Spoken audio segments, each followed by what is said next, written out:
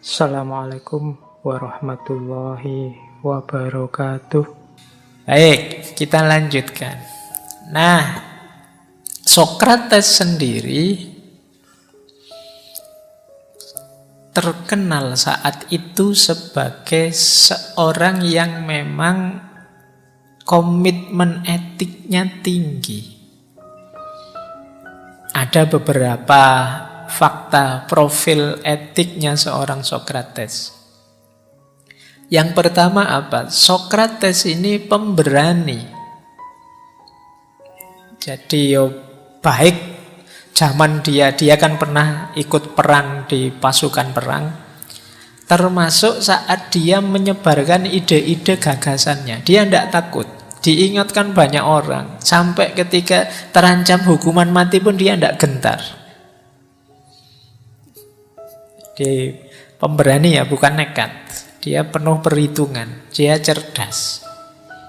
Nah ini dia dikenal sebagai seorang heroik yang pemberani. Nah ini profil etiknya yang pertama. Jadi kalau dia menganggap itu benar ya akan dia perjuangkan. Meskipun perjuangannya secara persuasi. Mengajak orang diskusi, bukan maki-maki orang, menjatuhkan orang. Diajak ngobrol, mungkin kalau sekarang ya diajak ke kafe mana gitu terus ngobrol. Ditanya, dikejar-kejar sampai dia tidak menggurui, sampai orangnya sadar sendiri ternyata yang salah aku. Ini gayanya Sokrates. Minggu depan kita akan belajar tentang metode itu.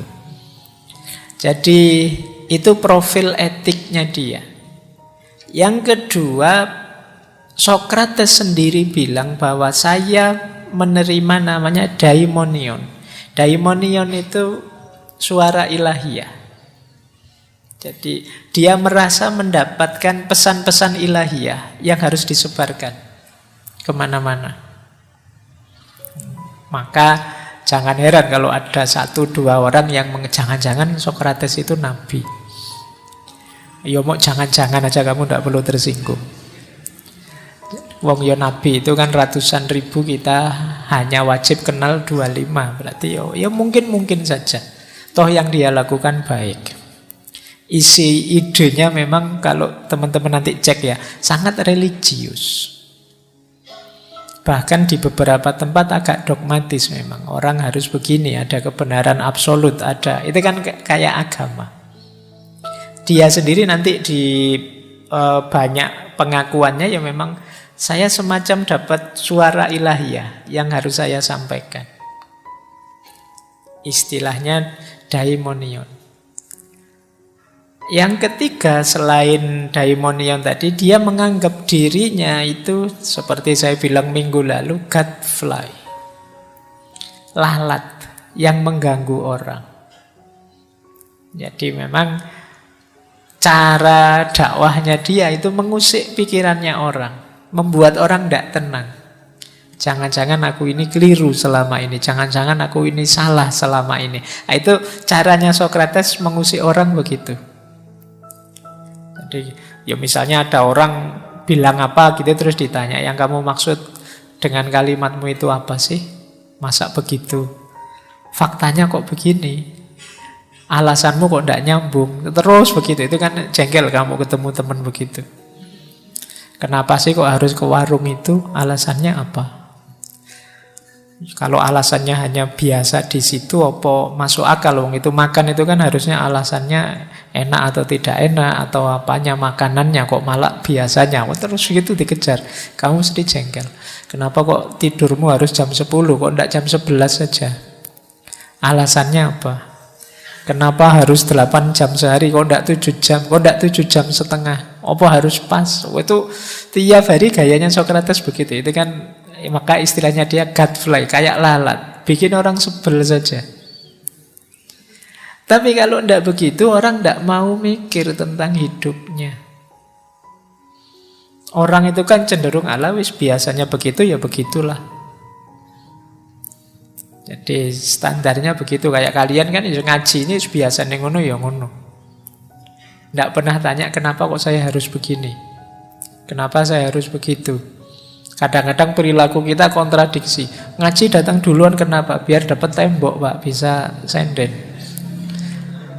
Kalau bisa senden kenapa? Santai, Pak, ya agak ngantuk-ngantuk dikit. Katanya ndak pingin ngantuk.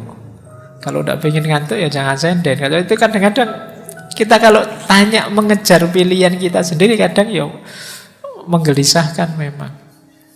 Tapi itu gayanya Sokrates. Jadi itu profil etiknya. Jadi mungkin secara pribadi banyak orang sebel sama dia, tidak suka. Tapi ya kata dia ya biar saja. Demi agar orang sadar tentang dirinya. Makanya dengan gayanya ini bahkan nanti Sokrates dikenal sebagai orang yang paling bijaksana saat itu.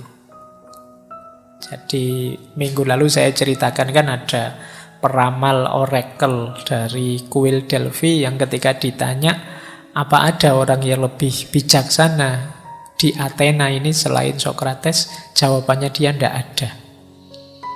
Dialah orang yang paling pinter, yang paling bijaksana.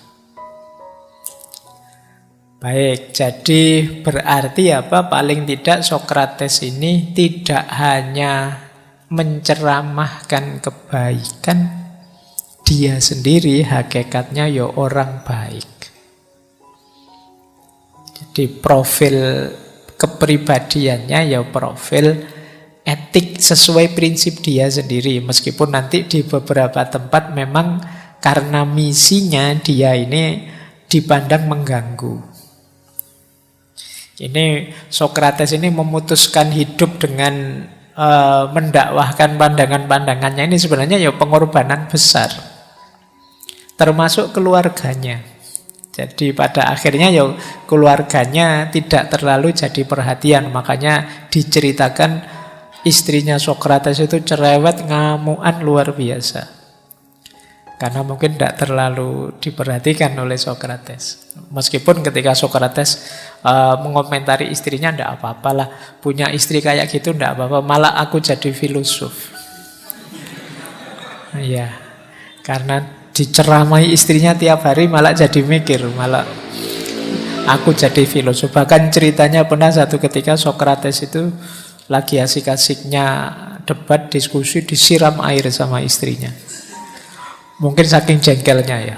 Debat lagi, jengkel lagi. Disiram sama air. Dan teman-temannya kenal semua bahwa memang istrinya itu agak temperamen, cerewet, suka marah-marah. Tapi meskipun begitu ya anaknya 3. Ya enggak apa-apa, itu kan urusan lain itu. Oke, untuk malam hari ini saya cukupkan sekian dulu. Mohon maaf kalau ada yang kurang berkenan, mungkin 1-2 kekurangan apa, mohon dimaklumi. Kalau ada kekhilafan, kealpaan yang teman-teman ngerti benernya seperti apa, ya silahkan disampaikan.